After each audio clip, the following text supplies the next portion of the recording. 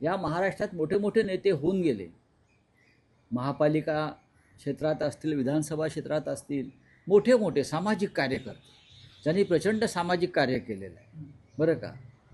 George फर्नांडिसपासून Ahilya रांगणेकरपर्यंत, मुनाळ गोरेपर्यंत, अगदी दत्ताजी नरवाडे विधानसभेचे अध्यक्ष होते. कोणी बिनविरोध निवडणूक होऊ दिली नाही. इतके मोठे नेते होते, इतकं प्रचंड काम ह्या लोकांनी केलेलं आहे. मनोहर जोशी होते नगरसेवक, कधी झाली आहे का बिनविरोध?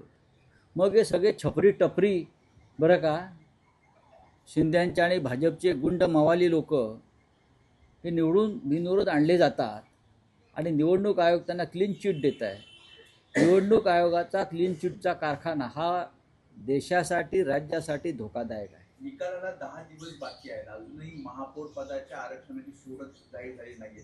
कोणाला कुठे महापौर करायचा हे आधीच ठरवलं जातंय. नक्कीच निवडणूक आयोग हा, मी मगाशी म्हणालो, निवडणूक आयोग हा सत्ताधाऱ्यांचा एजंट म्हणून काम करतो आहे. एजंट जसे पदाधिकारी नेमले जातात एखाद्या राजकीय सत्ताधारी पक्षाचे, त्या पद्धतीनं हे भारतीय जनता पक्ष आणि शिंदे गटाचे पदाधिकारी आहेत.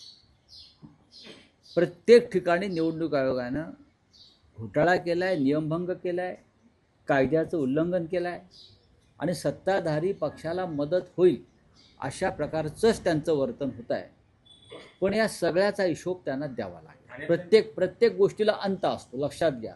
पहिल्यांदाच असं होतं की महापौर पदाचं आरक्षण ही सोडत अजूनही नाही निघत आहे. का निघत नाही? उत्तर आहे का निवडणूक आयोगाकडे? का अमित शहाचा फोन यायला पाहिजे त्यांना? का फडणवीसांनी जाऊन त्यांच्या कार्यालयात बसलं पाहिजे की या पद्धतीनं करा? सांगा ना. निवडणूक आयोग काय ताटाखालचा मांजर आहे यांच्या? बोला. ठाण्यातल्या निवडणूक प्रकरणात देखील आता निवडणूक आयोगाने केवळ अहवाल मागितलेला आहे. निवडणूक आयोग हा एजंट आहे म्हटल्यावरती सत्ताधाऱ्यांचा, तो अशाच अहवालाच्याच गोष्टी करणार ना, ठोस कारवाई करणारच नाही.